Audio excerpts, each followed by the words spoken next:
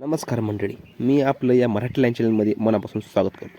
तर मंडळी, आज आपण पाहणार आहेत मुख्यमंत्री माझी लाडकी बहीण योजना. या योजनेमध्ये काही जणांचे फॉर्म रिजेक्ट झालेले आहेत.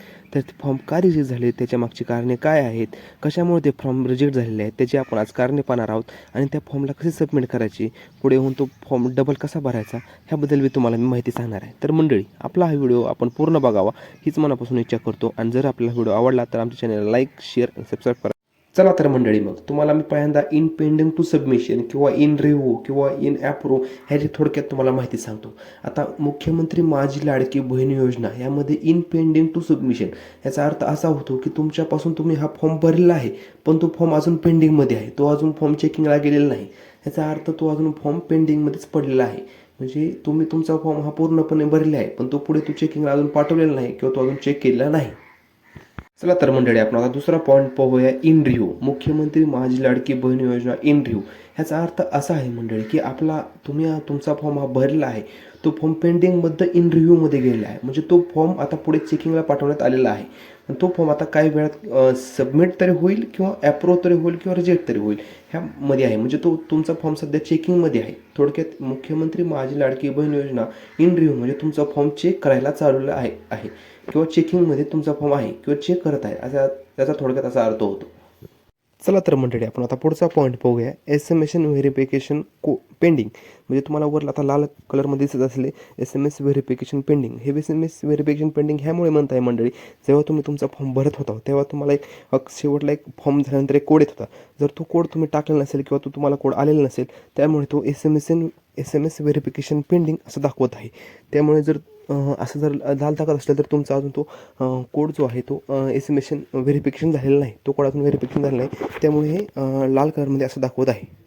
चला तर मंडळी, पुढचा पॉईंट असा आहे, तर काही लोकांना मंडळी मुख्यमंत्री माझी लाडकी बहीण योजना अप्रूव्ड आणि SMS व्हेरिफिकेशन डन असे 2 मेसेज आलेले आहेत.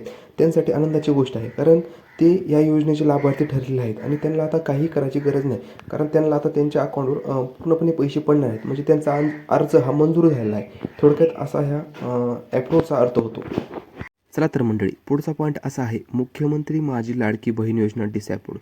डिसअप्रूव्डचा असा अर्थ आहे मंडळी की ह्यांचा अर्ज हा तात्पुरता नामंजूर केला आहे.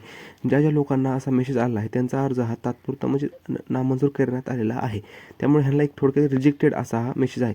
तर ह्याच्या मागची आपण आता कारणे पाहणार आहोत की बाबा काय ह्यांचा अर्ज नामंजूर करण्यात आला, ह्यांच्यामध्ये काय अशा अर्जामध्ये चुका झाल्या, काय मिस्टेक झाल्या आहेत, ते आपण ह्या पुढे पाहणार आहोत. तर चला तर मंडळी, माझ्याकडे काही असे फॉर्म आहेत ज्यामध्ये त्यांचे रिजेक्ट झालेले माझ्याकडे कारणे आहेत. तर पहिलं कारण असं आहे, अर्जदार केंद्र राज्य शासनाच्या विविध विभागात राबवत येणाऱ्या आर्थिक योजनेमार्फत दरमहा 1500 किंवा अधिक त्यापेक्षा रकमेचा लाभ घेत आहे. म्हणजे तुम्हाला खाली एक ऑप्शन येत होता बघा फॉर्म भरताना की जर तुम्ही कुठल्या योजनेचा लाभ घेत आहेत का नाहीत हे सांगा. तर तिथं काही जणांनी जर घेत असाल तर होय केलं असेल तर त्यामुळे त्यांचा फॉर्म रिजेक्ट झालेला आहे.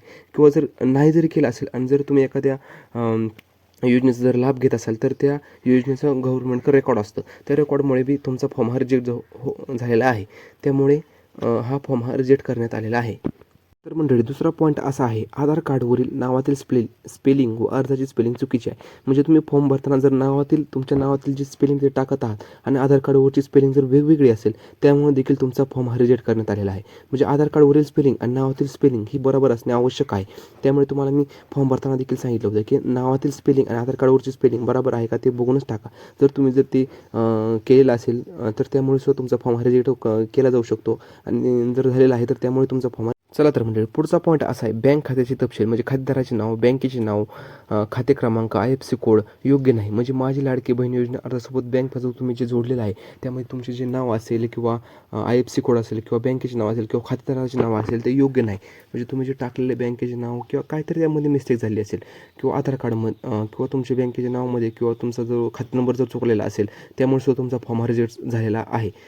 तर मंडळी, पुढचा पॉईंट असा आहे, जन्म ठिकाण हे महाराष्ट्रातील नाही किंवा त्यांच्या पतीचे 15 वर्षापूर्वीचे रेशन कार्ड, 15 वर्ष पूर्वीचे मतदान कार्ड, जन्म दाखला, शाळा सोडल्याचे प्रमाणपत्र यापैकी एकही प्रमाणपत्र जोडलेलं नाही. म्हणजे तुमचे जर महाराष्ट्रातील हा जन्म ठिकाण नाही, महाराष्ट्रात तुम्ही जर जन्मलेले नाहीत आणि जर तुम्ही आदिवासी असलेले तुमच्या पतीचे 15 वर्षाचे रेशन कार्ड किंवा शाळा सोडल्याचा दाखला किंवा मतदान कार्ड जर जोडलेलं नसेल, त्यामुळे देखील तुमचा फॉर्म रिजेक्ट करण्यात आलेला आहे. कारण तुमचे ते जोडणे गरजे आहे. जर तुम्ही महाराष्ट्रातील नसेल तर तुम्ही शाळा सोडल्याचा दाखला किंवा 15 वर्षपूर्वीचे रेशन कार्ड किंवा ओळखपत्र तुमचं काहीतरी तिथे एक देणं गरजेचं होतं. जर तुम्ही हे दिले नसेल त्यामुळे देखील तुमचा फॉर्म हा रिजेक्ट करण्यात आलेला आहे.